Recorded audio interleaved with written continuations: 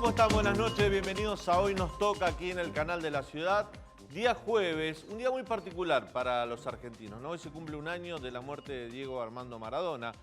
Maradona, el ídolo deportivo, quizás el ídolo más grande que dio el deporte en la Argentina, y también la personalidad polémica, ¿no? La personalidad que genera rechazos en ciertos sectores de la ciudad, de la sociedad. Vamos a hablar hoy de Maradona en el segundo bloque con Julio Ferrer, periodista, investigador, alguien que de alguna manera podríamos decir que es en parte biógrafo de Maradona porque escribió varios libros respecto a su trayectoria y su vida. Con él vamos a charlar sobre Maradona a un año de su muerte, sobre estos puntos, ¿no? La convivencia social entre el ídolo y la personalidad polémica.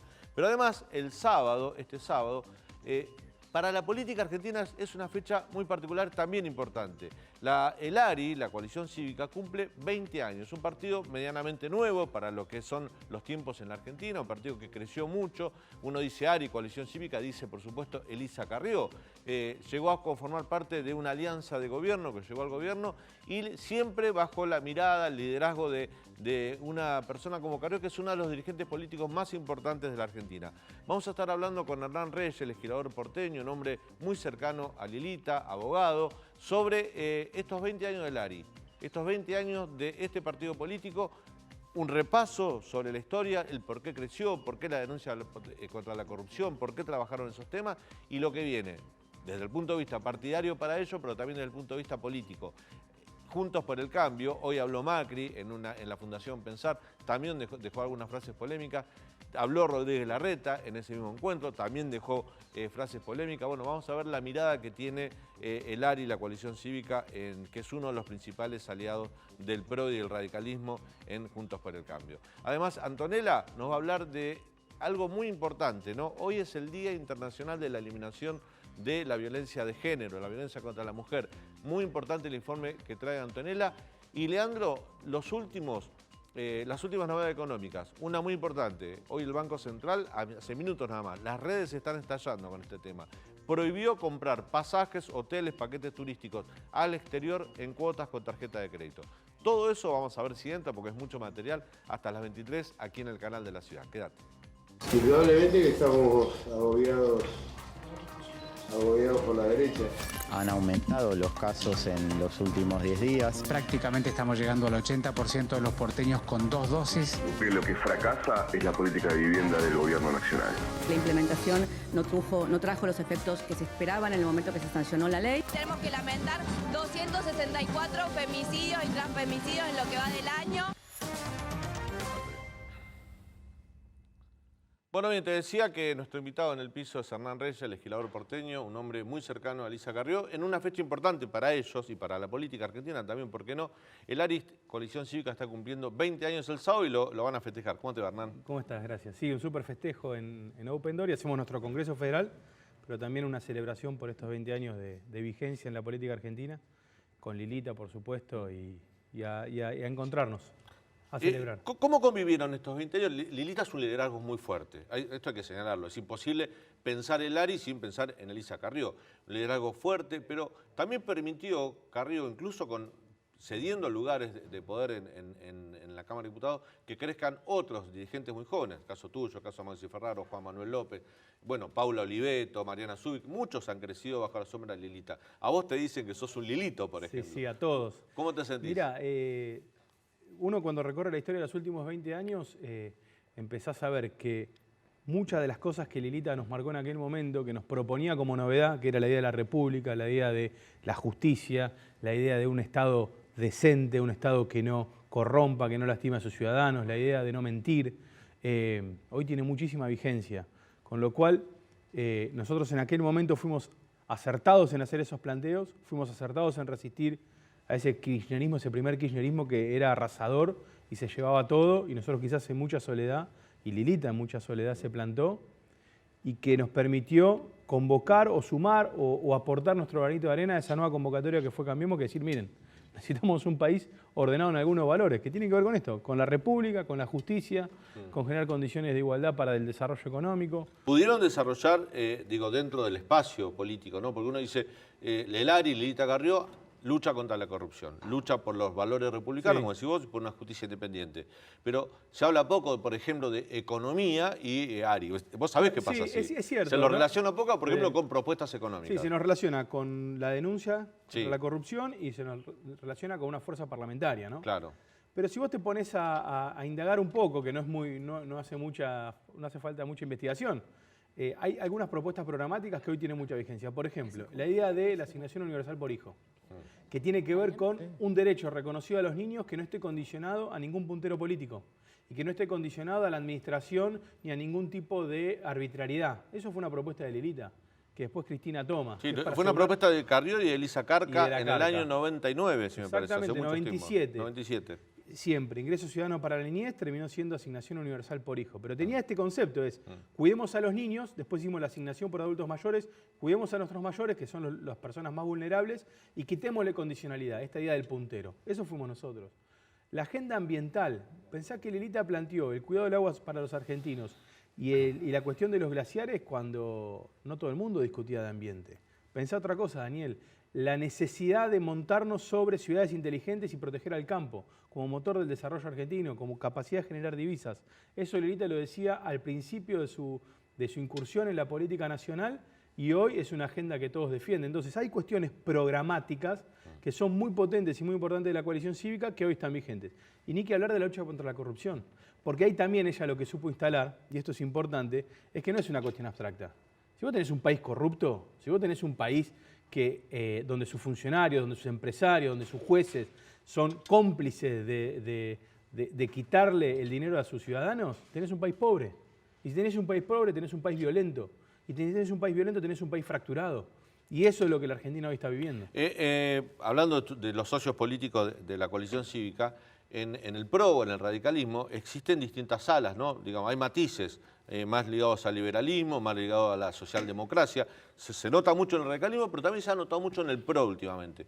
¿Es más uniforme la coalición cívica ideológicamente? Sí, es interesante el punto, muy interesante, porque vos fíjate que hoy hay una propuesta donde parecería ser que las ideologías se ponen por encima del fin último, que es el bienestar de las personas. Entonces aparecen los libertarios, dogmáticos, que tienen una mirada sobre cómo debe funcionar el mundo, y si no funciona de esa manera, no está bien, entonces las personas están en un segundo plano, o los colectivistas, o el kirchnerismo, una mirada donde hay una idea de que el Estado todo lo controla y todo lo administra, donde tampoco ponen en el centro a las personas. Nosotros en la coalición cívica tenemos una mirada muy clara en términos teóricos y también en términos prácticos para la Argentina. En términos teóricos, nosotros somos humanistas, nosotros creemos en las libertades individuales y creemos que para que esas libertades se desarrollen hay que generar condiciones de igualdad. Eso como un punto de partida. No hay libertad si no hay condiciones de igualdad. Y la segunda es que tenemos acuerdos preideológicos. Lilita decía, hay que hacer un gran acuerdo de conductas en la Argentina, una gran reunión, y más ahora, que es no robar, no mentir y no usar a los pobres. Nosotros creemos que si vos tenés ese pacto de conductas y tenés una mirada humanista, es decir, las personas en el centro, vas a poder generar condiciones de prosperidad económica para que todos puedan ser realmente libres. Y no vamos a poner el dogma por encima de las personas que en definitiva son lo que nos importan. Ahora nos metemos en el futuro ya de la coalición opositora, de Juntos por el Cambio. Hoy hubo un encuentro que organizó la Fundación Pensar, habló el expresidente Mauricio Macri, habló Horacio Rodríguez Larreta. Macri dijo, me parece bien que muchos curas quieran ser papas, ahora sepan que van a tener que competir. Como una advertencia que nadie le va a regalar nada al espacio, se lo van a tener que ganar con los votos de la gente. ¿Te parece bien abrir atomizar de alguna manera los liderazgos y que compitan en una interna? Te voy a ir más atrás. Sí. Este es el momento donde nosotros, como Juntos por el Cambio, le tenemos que hablar a la gente, no a la política.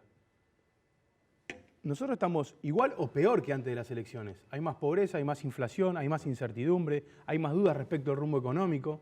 Entonces no puede ser que nosotros estemos encerrados y mirándonos a nosotros mismos respecto de quién va acá, quién va acá, quién va a ser el presidente, a 2 años vista. Por 2 razones. Primero, porque no nos lleva a ningún lado y segundo, porque hay urgencias en el país. Dicho esto, lo que estoy planteando es que Juntos por el Cambio debe darse una estrategia sobre la agenda política del país. Por supuesto que eso lo que denota es que no hay número puesto, que no hay nombre puesto. Y nosotros no estamos atrás de ningún nombre puesto para el 23. Porque lo que nosotros sí creemos, Daniel, y esto también me parece central, siempre que hubo transformaciones profundas en la Argentina, si bien la encarnaron personas, es porque atrás había una idea fuerza muy potente. Nunca hubo, por más que fueran encarnadas en personas, ideas que que ellas generaron, sino que es la sociedad la que generó la transformación y después alguien la pudo tomar. Juntos por el Cambio lo que tiene que hacer es interpretar a la sociedad, amalgamar esa idea, proponerla como futuro y después seguramente los liderazgos van a aparecer. Y nosotros vamos a acompañar los liderazgos que aparezcan o serán nuestros propios compañeros quienes puedan liderarlo. Quizás no tengas la respuesta justa para esto, pero vos, ¿cómo imaginás que puede ser esa paso, esa interna dentro de Juntos por el Cambio? ¿Con las tres fuerzas presentando cada uno sus fórmulas o con fórmulas mixtas integradas por distintas fuerzas? Y puede darse de acuerdo a cómo se ordenen las ideas. Porque también hay que pensar algo, en un contexto en la Argentina donde se empiezan a armar coaliciones y alternancia entre coaliciones, que es lo importante, porque lo que le da sustentabilidad al sistema democrático hoy en nuestro país es decir, bueno, podemos gobernar nosotros, pueden gobernar ustedes. Dentro del esquema de coaliciones puede haber fórmulas mixtas. No creo en esa idea de un partido u otro, pero repito, lo central es cuál es la idea de nación. Y la coalición cívica y Lilita viene machacando hace mucho tiempo. Sin justicia, sin prosperidad económica, no va a haber posibilidades de que la Argentina se desarrolle y que nuestros ciudadanos puedan vivir mejor. Y en definitiva, para lo que estamos acá, para poder vivir mejor, para que no sea tan caro vivir, para que no tengamos miedo de salir, para que podamos proyectar un futuro, para que no nos queramos ir, para que los que se queden acá no se queden resignados o con miedo. Bueno, todas esas cosas hay que ponerlas arriba de la mesa. También habló el jefe de gobierno, Horacio Rodríguez Larreta, en este encuentro de la Fundación Pensar, y dijo que Juntos por el Cambio tiene que sumar, tiene que crecer, se tiene que ensanchar. Y uno se pone a mirar y dice, bueno, ¿para qué lado puede crecer? Mira, si querés, para los sectores progresistas, encuentra quizás el Frente Progresista Santa Fe, Pablo Hapkin, intendente de Rosario, me imagino, para ponerle nombre y apellido. Y miró para el otro lado, están los libertarios, ¿no? Está Milei, que se lleva bien con Patricia Bullrich, con Macri, está Esper. ¿Cómo lo ves vos? Hay que sumar, pero hay que sumar a las personas, no hay que sumar a los dirigentes. La intermediación del voto... Cuando Larreta dice hay que ensanchar... Bueno, hay que ensanchar, pero por eso te digo, Daniel, lo que hay que ensanchar es de acuerdo a la visión de país que tenemos. Para construir una nueva mayoría en la Argentina, tenés que convencer a la mayoría de los argentinos. Y no solo convencerlos de que te voten, convencerlos que estén dispuestos a dar la pelea por ese cambio que proponés. O Alfonsín tuvo que pactar con cuál partido. Pactó con la sociedad, le dijo, miren, vamos para allá. Y vamos juntos y vamos a bancar la que venga. Y la sociedad la bancó con muchísima dificultad. Y mirá que era peluda esa. Pero fue un acuerdo tácito de toda la sociedad. Yo veo a muchos dirigentes tratando de ir a buscar intermediarios del voto. Che, trata a Daniel Santa Cruz que tiene tantos votos. Trata a Juan Pérez que tiene tantos votos. No, señores. Lo que hay que hacer es que ponerse a trabajar sobre una agenda programática clara, darle solución a los argentinos, debatir los temas centrales, que es la inflación, la moneda, la seguridad. Y vos quedate tranquilo que va a haber un montón de gente que va a decir, che, esta es la idea. Y después la política se va a ordenar a través de la idea. Mientras nosotros no discutamos ideas y los problemas de los argentinos y nos pongamos a discutir, vamos con tal o vamos con cual, lo que vamos a generar es una decepción profunda de la sociedad respecto de la representatividad política. Juntos por el Cambio tiene que ir a buscar esa representatividad política. Tiene que dejar de mirarse entre dirigentes. Leandro. Hernán, justamente dentro de Juntos por el Cambio, en esta disputa por ser el líder, bueno, figuran nombres como Rodríguez Larreta, Macri, Bullrich. También la UCR tiene candidatos que empieza a mostrar en la vidriera y la realidad es que Carrió y la coalición cívica todavía no movieron. ¿Vos creés que Carrió tiene vocación para disputar por ese liderazgo dentro del espacio? Sin duda, y el liderazgo lo va a disputar no solo en términos electorales y si hace falta, sino lo va a terminar en términos simbólicos y de autoridad política. Y la coalición cívica tiene un montón de nombres. Es un partido nacional, Paulo Oliveto, Mariana Zubik, Fernando Sánchez, Maxi Ferraro, Juan López, tenemos gente en Entre Ríos, gente en Córdoba, gente en Santa Fe, tenemos gente en el sur. No hay un partido que esté dormido, lo que es un partido que está hoy organizándose de cara a los próximos años. Y la coalición cívica, si es necesario, va a presentar candidaturas a nivel nacional, en la Ciudad de Buenos Aires, en la provincia de Buenos Aires. O sea, no está descartado, completo un poco la pregunta de Leandro, no está descartado que, por ejemplo, la coalición cívica compita para la jefatura del gobierno de la ciudad, si es necesario. No, de ningún modo, de ningún modo. Nosotros no podemos descartar esa posibilidad porque nosotros lo que somos es representantes de una idea. Y esa idea la vamos a defender y la defendemos. En la legislatura, en el Congreso Nacional, la defendemos con la opinión pública, la defendemos en la calle, con nuestro testimonio, con nuestras denuncias, con nuestra conducta de vida. Y si es necesario que la coalición cívica presente su fórmula de jefe de gobierno, la presentará. Y respecto a la actitud frente al gobierno de Alberto Fernández, que le quedan más de 2 años, el gobierno de Alberto Fernández dice, bueno, vamos a discutir con la oposición un acuerdo para presentar al Fondo Monetario Internacional para acordar la deuda con el FMI. ¿Hasta dónde piensa usted que hay que negociar con el gobierno? Mira, en la democracia hecho por excelencia de conversación es el voto. O sea, la sociedad habla, dice cuando vota. No hay otro momento más sublime que ese. Y el gobierno desoyó esa voz. O sea, que el diálogo no lo es que no lo quiere tener. ¿Por qué desoyó? Lo desoyó porque tienen una vocación que yo creo muy peligrosa, que es de facción. O sea, ya no es solo ejerzo el poder desde el punto de vista político en mis mayorías, sino que cuando veo un proceso electoral democrático y la sociedad decide otra cosa, yo ya ni siquiera no es que la contradigo, sino que me desentiendo de ella, con lo cual es muy peligroso en términos políticos. Esto porque el gobierno celebró la derrota y dijo que había triunfado. Esa celebración lo que intenta es consolidar grupos que sean antagónicos y que no tengan diálogo y conversación entre sí. Por eso te puedo decir, perdiendo que ganaron. Pero ¿cuál es el afán de hacer eso? De hablarle a su propia burbuja y decirle, miren, no tenemos nada que conversar con ellos, aún en términos democráticos. Y concluyo con esto. ¿Cómo tiene que resolverse esto? Primero, Alberto Fernández no es el soberano. No decide con quién y cuándo y dónde habla. Alberto Fernández es el presidente de la nación. Pero en un sistema democrático y republicano hay representantes del pueblo e instituciones. El diálogo político y el lugar es el Congreso de la Nación, donde están los representantes elegidos por el pueblo. Nosotros vamos a defender ese modelo de conversación política, no vamos a defender un modelo de conversación política corporativo que delegue en una persona que encima es absolutamente débil en términos políticos decir cuándo, cómo y por qué. ¿Y cómo ves la relación de... ayer me lo decía Miguel Kegel en la radio, ¿no? Le decía, bueno, el gobierno tiene que negociar con la oposición, le llevaron una propuesta y decía, bueno, acordemos una propuesta para ir a hablar con el fondo.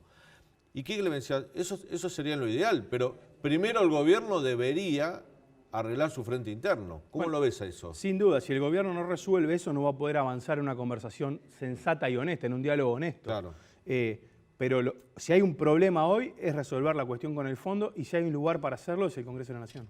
¿Anto? Hernán, la semana que viene en la legislatura porteña se prevé aprobar modificaciones urbanísticas que incluyen Costa Salguero y la posible creación de un barrio náutico. ¿Nos contás de qué se trata esta iniciativa?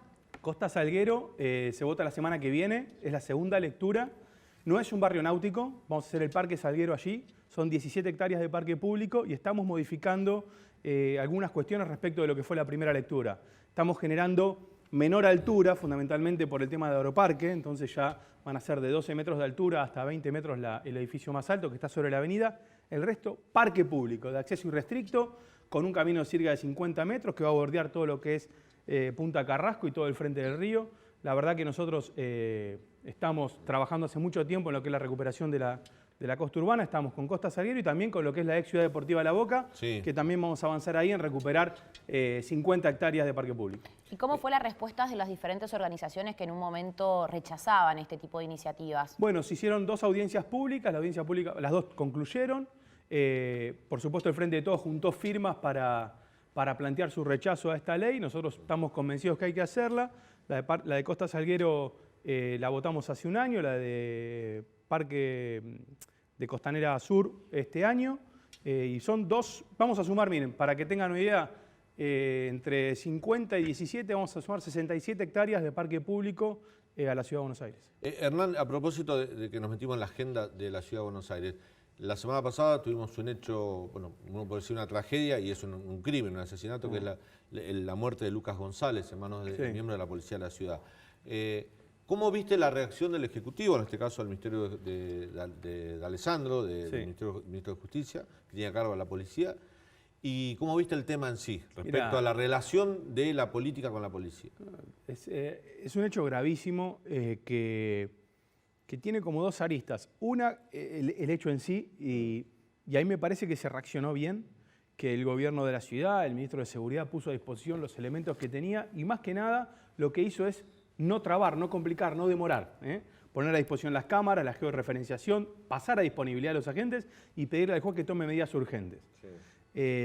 Y entregaron a la policía, a ver, Anto, corregime, la Policía Federal es la que está haciendo todo el peritaje forense, ¿no?, de la situación. Sí, todas las tareas investigativas. No lo hace la ciudad, lo hace la Policía Federal. Todas las tareas investigativas están a cargo de otra fuerza para que no haya ningún conflicto de interés. Eso desde ese punto de vista. Por otro lado, nosotros lo que tendremos que revisar ahora es qué cosas hay que mejorar para que esto no vuelva a suceder, ¿no? Desde la Ley de Seguridad Pública, es una ley muy inteligente, es una ley votada por unanimidad en su momento, muy trabajada en la ciudad, porque es una ley moderna. Ver para que esto no vuelva a suceder y tratar de distinguir. Yo digo esto, mirá, que que los policías, estos policías delincuentes, asesinos, Sí. y ahora la justicia lo deberá determinar, sean lo que son, no contamina la fuerza. Pero que la fuerza de la Policía de Ciudad sea una fuerza moderna, sea una fuerza eficiente como lo es, tampoco es ningún paliativo, ninguna compensación a lo que pasó. Entonces yo separaría las aguas y diría, justicia hasta el hueso, profundidad en la investigación por ese chico que murió que no tendría que haber muerto bajo ningún punto de vista, y en la fuerza de seguridad preservar lo positivo que nosotros tenemos ahí, que es una fuerza moderna, entrenada, que es una fuerza con control civil, y hacer las mejoras que tengamos que hacer para que esto no vuelva a ocurrir. Porque yo insisto con esto, está bien lo que vos señalás y yo prácticamente mucha gente del oficialismo que entrevisté en la radio y que pasó por acá por el programa, hablan de esto, ¿no? De abrir la investigación, poner todo para ir sobre estos 3 policías para castigarlos en el caso que hayan cometido, en este caso un homicidio, ni más ni menos. Pero aparentemente cuando uno va metiéndose en la información, hubo hasta un intento de cobertura de parte de la comisaría. Por eso te digo. Entonces va más allá de los 3 policías que actuaron. Por eso te digo. Ahí es la fuerza que empieza corporativamente a fallar, ¿no? Por eso te digo que hay que avanzar hasta donde sea necesario. Pero lo importante, en mi modo de ver desde el carácter político, yo soy legislador de la ciudad, represento a los ciudadanos de la Ciudad de Buenos Aires, es que de la política se reaccionó bien, se reaccionó rápido. Acá no hubo cobertura, acá no hubo confusión, acá no hubo obstáculos. Acá el gobierno de la ciudad, el ministro, el jefe de gobierno, todos los legisladores, el presidente de la Comisión de Seguridad, Claudio Cingolani, en la legislatura, se pusieron a disposición de decir, esto se tiene que esclarecer. Entonces, en ese sentido hay un hecho muy relevante. Hoy votamos por unanimidad una declaración en la legislatura de repudio y de búsqueda del esclarecimiento de los hechos y ojalá que sea rápido. Te hago la última y tiene mucho que ver con los porteños, ¿no? Sí, porque acá en la Ciudad de Buenos Aires influyó mucho, lamentablemente negativamente, ¿no?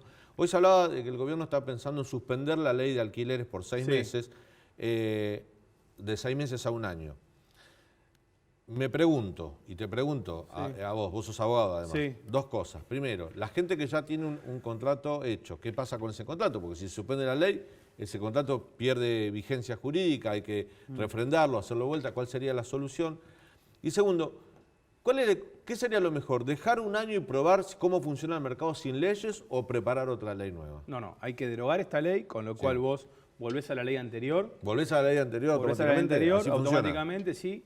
Y lo que vas a tener es que los contratos vigentes van a estar en curso hasta su finalización o las personas pueden rescindir ese contrato sin penalidades entre las partes y volver al régimen de la ley nueva que sancionemos.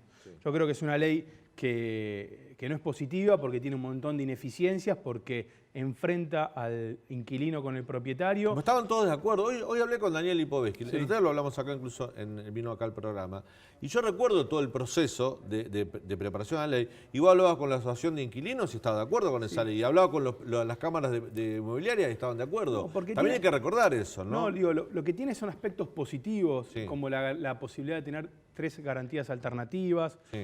Lo que sí es cierto que hay que derogarla toda, porque si vos empezás a hacer parche no sabés con qué ley tenés. Entonces es bajarla toda. Bajarla toda para generar un orden jurídico y después empezar a revisar algunos institutos que pueden ser estos de la garantía. Lo que es cierto que la actualización por ese coeficiente, ¿qué te pasaba, Daniel? Te tomo un minuto. Ley de convertibilidad impedía la indexación de los contratos en la Argentina. Entonces vos no podías firmar un contrato de alquiler indexado. Entonces, ¿qué hacía? ¿Viste que todos firmaban contrato? Los primeros 12 meses pagadero de tal forma, los segundos 12 meses pagadero de tal forma. ¿Qué estabas haciendo? Una indexación encubierta, estabas poniendo un precio fijo a cada mes, pero estabas indexando encubiertamente.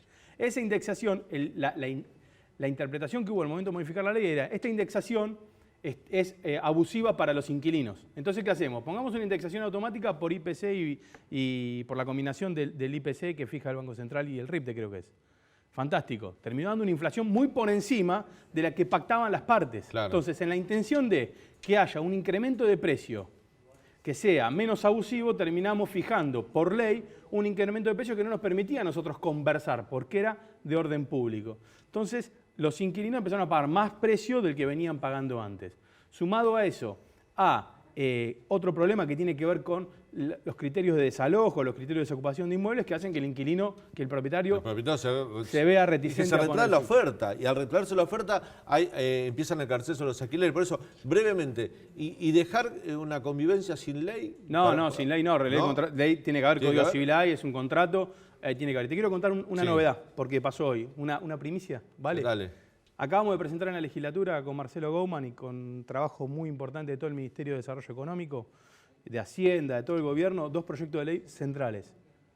reconversión del micro y macrocentro de la ciudad, entró hoy al mediodía, y una ley para la promoción del alquiler y la adquisición de vivienda en el micro y macrocentro. Queremos reconvertir todas esas oficinas en vivienda, queremos darle un incentivo a la inversión en actividades de proximidad para generar ahí un barrio donde se pueda vivir, con una inversión pública en lo que son calles parquizadas, iluminación, peatonalizaciones. Hay una ciudad que se transforma. Post pandemia nos dimos cuenta que el centro es un problema ya no que se agota a las 6 de la tarde, sino que corre todo el día y lo queremos transformar. Hernán, gracias por tu visita. Gracias a vos, muchas gracias. Después de este corte, este breve corte, nos vamos a meter en el mundo Maradona con Julio Ferrer, un hombre periodista que ha escrito varios libros sobre la vida de Maradona. Maradona, el ídolo y la personalidad polémica. Y además Antonellas nos va a contar qué pasa hoy, cómo está la situación, un tema muy delicado. Hoy es el Día Mundial de la Lucha contra la Violencia de Género. Ya volvemos.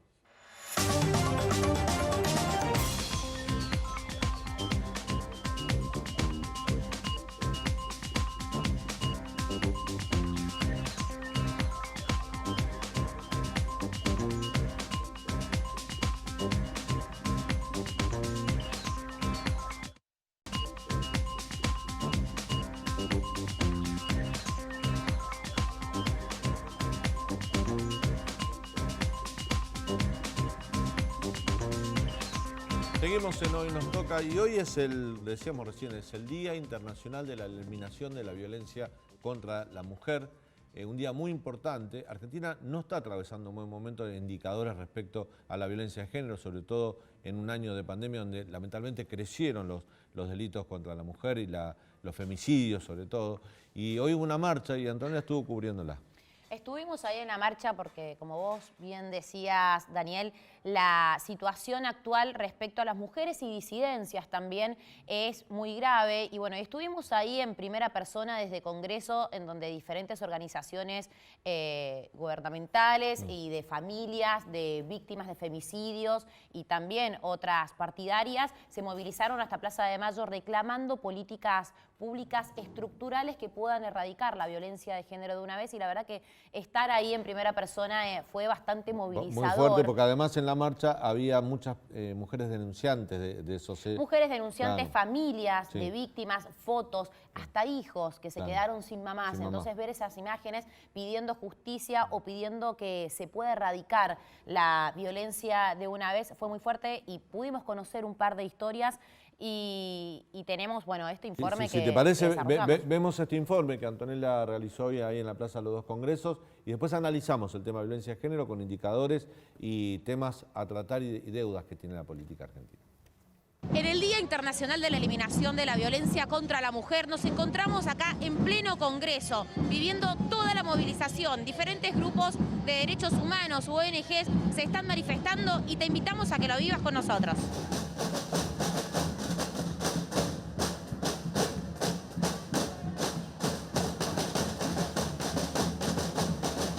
Soy la mamá de Julieta Mena, asesinada en el año 2015 en La Matanza.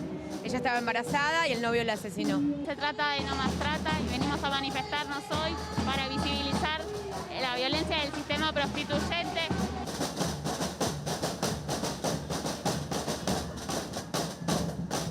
Es un día muy importante porque si hay algo más universal o tan universal como la pandemia, es la violencia hacia las mujeres. ¿Alguna vez como mujer viviste algún tipo de violencia? Sí, muchas. ¿Te animás a contar alguna? Bueno, yo fui víctima de abuso sexual, fui víctima de micromachismo todo el tiempo, ¿no? Comentarios en la calle.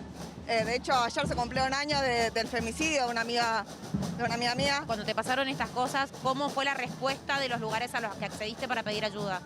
Y mirá, la verdad que los lugares como la escuela, yo en ese momento estaba en secundario, y el Ministerio de Educación no tenía las herramientas. ¿Y vos como varón te sentís también parte responsable en apoyar al colectivo y estar acá?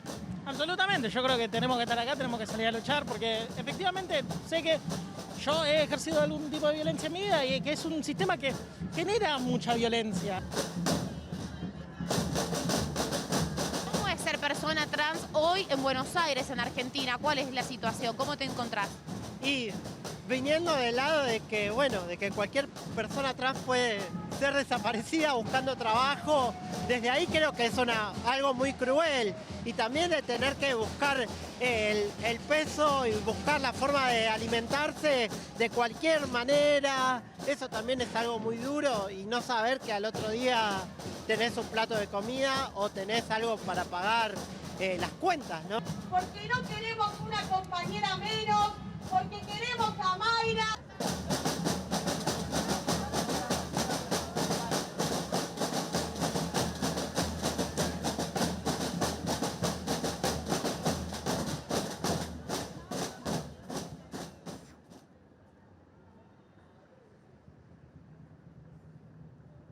Bueno, muy bien, ahí veíamos testimonios Un picadito. fuertes, ¿no? Un picadito Porque, de las muchas historias que escuchamos. claro, tantas marchas, que viste, uno ve tantas marchas políticas, cubrió tantas marchas, reclamos políticos, sociales, son todas ultra necesarias, pero acá estamos hablando de la vida y la muerte, ¿no? Sí, que se han reivindicado en los últimos años, como este testimonio que mencionaba esta chica que dijo que fue víctima de abuso sexual y que en su momento, cuando quiso buscar ayuda, mencionó algo muy importante, que en el colegio no estaban las herramientas necesarias en su momento para poder pedir ayuda, y es algo que gracias a los derechos ganados y a la implementación de la educación sexual integral hoy sí existen esas herramientas. Y bueno, y uno de los mensajes, una de las insignias que estaban escritas impulsando y replicando este mensaje es: la profe sí te cree, porque en un momento, hace un par de años, cuando una mujer, hasta estamos hablando de figuras públicas, cuando denunciaban a algún varón, bueno, esa fue la foto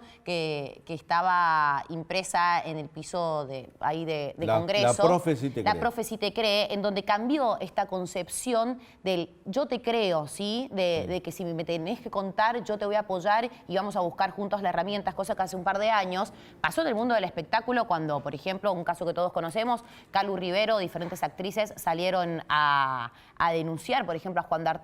También sucedió con tema Fardín, que bueno, ahora a fin de mes está el juicio finalmente, que se armó mucho revuelo, porque siempre la víctima se pone en duda frente al victimario y la culpa recae sobre la mujer. Bueno, gracias a todos estos años, a este cambio colectivo y a esta militancia y generación de conciencia, porque también es una deconstrucción que es un proceso, nadie nace deconstruido, y que nos podamos involucrar en estas cosas. Bueno, ahora está sucediendo, hay más herramientas, por eso es tan importante la educación sexual integral en las escuelas, para que una persona, un chico, una chica pueda denunciar y que la persona a la que la denuncia le crean estas situaciones. Y son pequeñas herramientas para poder erradicar la violencia de género, que es estructural en la sociedad, no solamente argentina, sino también en el mundo. ¿Sabes que este verano me tocó escribir sobre el caso Úrsula? ¿Se acuerdan de esta chica que fue asesinada en Rojas por su expareja, que era un policía de la bonaerense?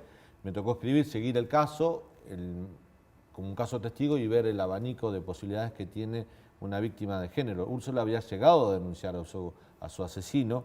El asesino tenía una perimetral, pero era un policía que estaba dentro de la fuerza, que ya había tenido antecedentes con otras personas y seguía que a cierto punto estaba protegido. Bueno, claro. Ese es otro de los pedidos que bueno, se está... hay mucho de esto. Y ¿sabes lo que yo sentí cuando investigamos un poco para esa nota? Que se invierte o se gasta mucho en superestructuras para hablar de estos temas, pero abajo, donde se necesita el botón antipánico, donde se necesita la reacción inmediata de los actores, a veces ni siquiera están preparados, ni siquiera tienen los medios para poder asistir a la víctima. Y cuando la víctima denuncia al victimario, empieza a correr un tiempo muy fuerte, y el tiempo siempre es a favor del victimario. Tal cual. Bueno, esto justamente ayer conversábamos con Leandro y Luciana Sánchez, la abogada penalista, que hablaba justamente de estos temas, de que a pesar de que hay muchas comisarías de la mujer, no terminan siendo efectivas en su aplicación, y por eso es que se pide una reforma judicial con perspectiva feminista para todos estos tratamientos y todas estas causas, que puedan tener un proceso mucho más rápido y siempre en pos y a favor y a la protección de las víctimas, porque cuando corren estos tiempos, más allá de que se haya hecho la denuncia o no, es cuando muchas veces ocurren los femicidios en el medio. Excelente, Anto, muy buen informe. Bueno, ahora sí, último corte, nos toca, y a la vuelta sí, Mundo Maradona. Un año de su muerte, el ídolo deportivo, la personalidad polémica. Ya volvemos.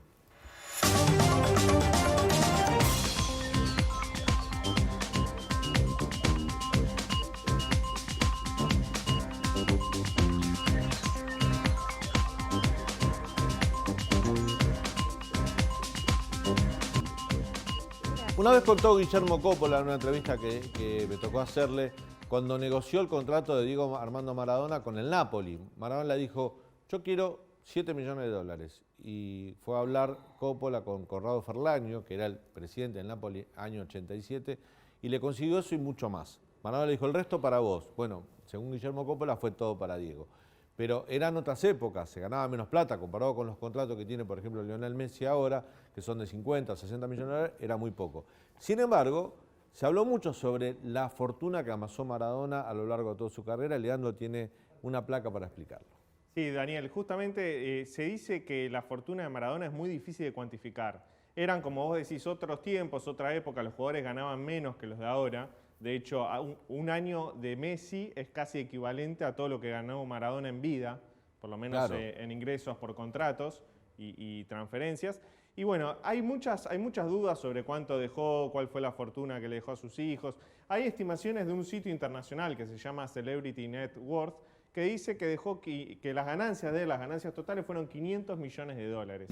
Pero hay una investigación del colega Facundo Zonati de Forbes que estima que las ganancias de él fueron menores, fueron apenas de 100 millones de dólares. Si las ganancias de Diego fueron de 500 millones de dólares, las ganó después cuando se retiró como futbolista, porque en la época que jugaba Maradona, los contratos, incluso en Europa, en Italia, no eran igual que los que cobran las megas estrellas de ahora. Totalmente. Él generó mucho dinero, como decís vos, en su etapa post-futbolística, cuando fue técnico. De hecho, hay 5 cuentas bancarias a nombre de Diego Armando Maradona abiertas en el mundo. Una en México, por su paso por los Dorados de Sinaloa, otra en Bielorrusia, que estuvo también vinculado a un club de ahí, otra en Emiratos Árabes Unidos. Es decir, hay cuentas... Estuvo en Dubái, ahí ganó mucho dinero en también. Dubái, Claro. dejó bienes, dejó automóviles de lujo. Bueno, hay un montón también de mercancía que él tenía, de objetos que él tenía, anillos de lujo, regalías que recibía por prestar su nombre para marca. En Europa hay una marca de... Hay unos containers que vinieron de Dubái, que están en Bécar. que están en Bécar, que están Exacto. esperando que se resuelva, donde hay tesoros históricos de la vida deportiva de Maradona. Totalmente, y va a haber una subasta pública con algunos de los objetos personales de él, justamente para pagar también un montón de los gastos que quedaron luego de su fallecimiento, ¿no es cierto? Bueno, y tenemos otra placa que es muy interesante porque hoy en día vos hablás de Maradona y hablás de esta serie. Esta serie es una serie que se emita por Amazon Prime. Los que tienen Amazon saben, se llama Maradona Sueño Bendito. Y bueno, él cobró en vida porque la empresa le pagó para rodar la serie y tener los derechos. Y es una serie autorizada por Diego Armando Maradona. Cobró $2 millones solo por la serie. Bueno, como decíamos recién, son un montón de negocios que él tenía. Hay una marca de pastas en Europa que se llama Diego, que le paga también regalías. Bueno, hay un montón de negocios vinculados a Maradona que los administraba en este último tiempo su abogado Matías Morla, que tenía la marca y que dejaron un montón de dinero. Bueno, la herencia de Maradona es todo un debate, ¿no? Porque además, no solo para saber cuánto es lo que Diego deja como herencia, porque al tener testaferros que administran, en el caso de Matías Morla, o administradores, como era el abogado Morla, es muy difícil en algunos aspectos. Creo que hay una auditoría para ver cuántas propiedades o cuántas de esa riqueza le pertenece a Diego y sea hereditaria.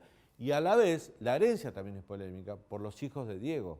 Mira, en este los momento reconocidos y los que están... Hay 5 reconocidos y hay 2 demandas de paternidad en curso. Es decir, no se puede dividir los bienes cuando termine la sucesión hasta que terminen esas demandas de paternidad. Y hay otro problema que tiene la sucesión, que es esto que yo te digo, que tiene bienes diseminados por todo el mundo.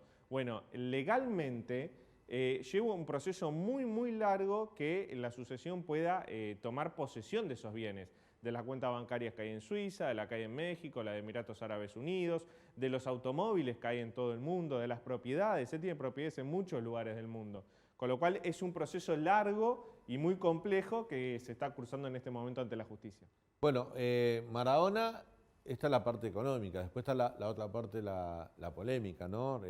Estos días, sobre todo desde un tiempo a esta parte, se conoció una chica que ahora tiene 37 años, que era menor cuando Maradona estuvo en Cuba. Bueno, y la verdad que cuenta situaciones muy complicadas y horrorosas, ¿no? Para decirlo todo vista, respecto al trato que le daba Diego a ella. Para algunos integrantes del círculo íntimo de Maradona está buscando dinero esta mujer. Sin embargo, debe ser escuchada y la justicia debería actuar porque hay testigos presenciales que todavía están con vida, ¿no? Bueno, Mavi Mavi vino a la Argentina para declarar ante la causa y también se presentó como querellante, y lo que ella denuncia es que fue abusada sexualmente cuando era menor de edad por Diego Armando Maradona. Claro, nos sentamos que vamos a hablar con uno de los periodistas que más sabe de Diego Maradona, Julio Ferrer, que además escribió 2 libros sobre la vida de Maradona y está en contacto vía Zoom con nosotros en este día tan especial, ¿no? Al cumplirse un año del fallecimiento del máximo ídolo deportivo que dio el país. Julio, no sé si estás en contacto, ¿cómo te va? Buenas noches, ¿cómo están? Un gusto conversar con ustedes. ¿Cómo estás? Bueno, estábamos viendo esto, ¿no? Todo lo que generó Maradona en cuanto a dinero, toda la polémica que hay respecto a su herencia, lo que viene, y realmente, más allá, bueno, nos vamos a meter en la parte deportiva, pero todo lo que Diego generó, y es polémico ahora, por ejemplo, en la parte hereditaria y todo eso, porque la vida de Diego también fue muy desprolija, ¿no? Sí, era difícil ser Maradona como figura planetaria, ¿no? Estar en esas cuestiones.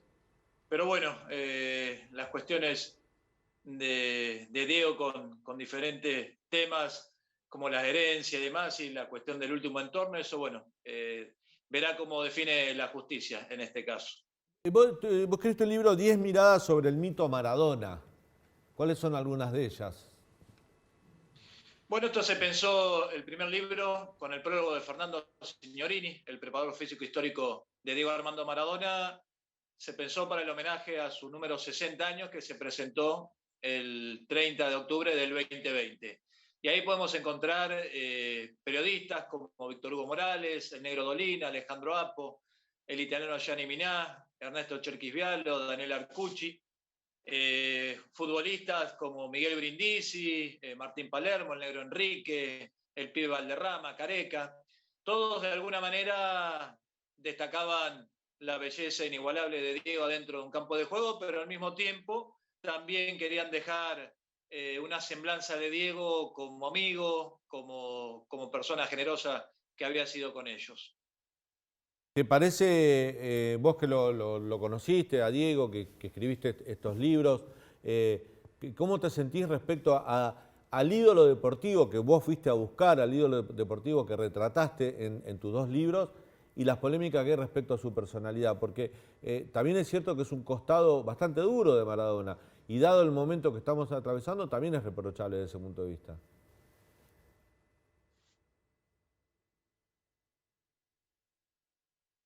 No sé, Julio, si nos estás escuchando. Perdón, la última parte tuvo como un delay, que se cortó ahí. Claro, lo que yo te decía, que vos fuiste a buscar al ídolo deportivo, en tus libros lo retrataste, el máximo ídolo que nos dejó. O sea, verlo a Maradona, mientras vos hablabas, a tu costado aparecían imágenes de Maradona en el Napoli, en la selección, y a uno lo emociona. Pero también es cierto que había otro Maradona, la personalidad tan polémica, y se van reconstruyendo historias que rozan lo cruel, ¿no? de esa personalidad. ¿Cómo te sentiste vos desde ese punto de vista? Sí, imagínate que yo, al construir este último libro que es Maradona, Fútbol y Política, que lleva el prólogo de Guillermo Blanco, ¿no? El periodista histórico de la revista El Gráfico y que fue jefe de prensa de Diego en su etapa del Barcelona y el Napoli, uno toma posición política y quiere reconstruir algunos de los aspectos que lo tuvieron a Diego como protagonista en diferentes momentos en Argentina, su relación con el peronismo, en Cuba, su relación con Fidel Castro y la Revolución Cubana, Venezuela con Telesur, mientras hizo sus programas con Víctor Hugo Morales. Claro, en el Mundial de Brasil. Con Bolivia y Evo Morales. En el Mundial de Brasil, de zurda, y en el de Rusia 2018, de la mano del 10. Su relación con los organismos de derechos humanos, su relación con las madres y abuelas de Plaza de Mayo, su relación con la religión, pero también reconstruyo la última etapa de Diego como director técnico en Gimnasia, su última resurrección. En el caso de decir las que pueden existir contradicciones, yo creo que hay una cuestión como lo definía el escritor latinoamericano Eduardo Galeano, ¿no? El Dios más humano, con sus contradicciones, sus aciertos, sus virtudes. Y de alguna manera yo no tomo una posición como para por ahí hacer un juicio de valor con respecto a su problema de salud, o a cuestiones familiares que no van a lo que yo quería retratar como Diego, futbolista y sujeto político. Claro. Julio, ¿vos creés que en este último tiempo, el último entorno que tuvo Diego, no lo cuidó físicamente y su salud en el último tiempo?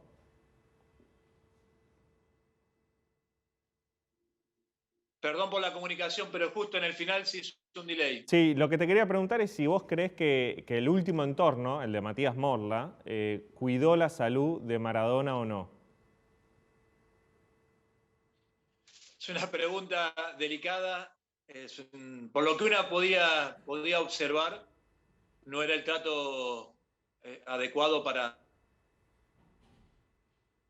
para Diego, aunque muchas versiones dicen que él era decisión, etcétera, etcétera. Digo, si hubiera estado, no creo que hubiera llegado ese final, por más que Diego arrastraba sus problemas de salud hace muchos años. Yo no conozco, no tengo trato con ninguno de los personajes que tuvieron en los últimos años de Diego Armando Maradona. Yo pude conocerlo a Diego en algunas oportunidades por medio de Fernando Signorini, no por medio de este grupo de gente que tuvo con él en los últimos años. Julio, Maradona vos recién dijiste algo que a mí me gusta retratar esta parte, ¿no? Cuando comenzabas, la primera respuesta que nos diste cuando te presentábamos, ¿vos creés que gran parte de esta personalidad que construyó Maradona, sobre todo en los últimos años, ya cuando se retiró del fútbol, que era contestatario, una persona de trato difícil? Había médicos que yo una vez entrevisté a un médico de Maradona y me dijo, es un paciente muy difícil Maradona, o sea, realmente había que lidiar con él. ¿Pensás que todo eso, para una persona que tiene un origen tan humilde, se lo forjó el hecho de ser Maradona, esa forma de endiosar que le hizo la sociedad y le generó ese carácter, le forjó ese carácter que finalmente mostró? El carácter que forjaba Maradona también puede ser consecuencia de las exigencias en todos los órdenes que tuvo en su vida. Yo tuve la oportunidad de poder hablar con la cuestión clínica o médica en la vida de Diego con el doctor Cacho Paladino, que se fue hace muy poco, y también con el doctor Alfredo Cae, que lo conoce a Diego de Lo trató mucho tiempo el doctor Cae, sí, claro. De Sister Piller, y Alfredo Cae era un hombre que lo quería mucho y era un hombre que realmente quería tratarlo con sus problemas de salud. Él sostuvo que era un paciente muy difícil, pero que era manejable, Diego Maradona. El doctor Cae, sí, él tuvo sus críticas con el grupo último que tuvo Diego. Así que, tomando en base esos dos personajes que fueron muy importantes en la cuestión clínica de la vida de Diego, yo creo que era un paciente difícil, pero tratable. Julio, Maradona es considerado no solamente en Argentina un ídolo, sino también a nivel mundial. Bueno, su muerte paralizó a todo el mundo. ¿Crees que haya otro personaje argentino que se pueda equiparar a su lado? Mira, me atrevo a decir que va a ser muy difícil hasta a nivel mundial. Argentina ha tenido grandes ídolos dentro del boxeo, el automovilismo, de grandes deportes populares. No sé si a nivel de Maradona, quizás pueda haber un paralelismo con Mohamed Ali, el gran boxeador norteamericano. O quizás fuera del deporte también, no sé, por todo lo que su figura representa, más allá del deporte. Claro, porque bueno, es verdad eso, porque también Maradona trascendió lo que era lo futbolístico y hacía tantos años que él había dejado la actividad competitiva y seguía despertando esa pasión o esa devoción, no solamente dentro del deporte, sino también en la política, en la música, en las distintas artes, porque también eso es para destacar, que no creo que haya un personaje que haya sido retratado por tantas disciplinas, ¿no? La filosofía, la historia, la música, la pintura. Una figura popular argentina. Sin ninguna duda. Diego tenía esa cuestión de la identidad popular con todas sus virtudes y con todos sus defectos, claro. Julio, gracias, gracias por este contacto con el Canal de la Ciudad. Te mandamos un fuerte abrazo. Y felicitaciones por este último libro. Dale, gracias. Gracias, siempre es un placer, Daniel, muy amable. Gracias. Bueno, nos tenemos que ir, pero antes, Banco Central, una noticia que por las redes se están estallando, de bronca. Sí, Daniel, ayer contábamos justo que el turismo tenía una buena y una mala para el país. ¿Cuál era la mala? Que los argentinos que viajaban al exterior hacían consumos en dólares y eso generaba una pérdida de reservas en el Banco Central. Bueno, esta noche el Banco Central decidió que a partir de mañana, viernes, todos los pasajes y todos los servicios turísticos que vos consumas con tarjeta los vas a tener que pagar en una sola cuota, en un solo pago. Si no tenés límite en la tarjeta, no vas a poder comprarte un pasaje para viajar al exterior. Y si tenés límite pero no tenés dinero, vas a tener que sacar un crédito personal o pagar el mínimo de la tarjeta. Pero ¿cuál es el problema, Daniel? Que cuando pagás el mínimo de la tarjeta, la tasa de interés te mata. Es un 43% el interés. Y si no, sacan un crédito para poder Así es. Y esta medida que toma el Banco Central básicamente es para proteger las reservas. Hoy una fuente del gobierno me decía en exclusiva, nosotros veníamos subsidiando los viajes de los más pudientes. Bueno, eso se acabó. Bueno, ¿sabés quién estalló de bronca en las últimas, hace minutos nada más? La empresa Despegar, que es la empresa líder en venta de pasajes y sobre todo al exterior y paquetes turísticos.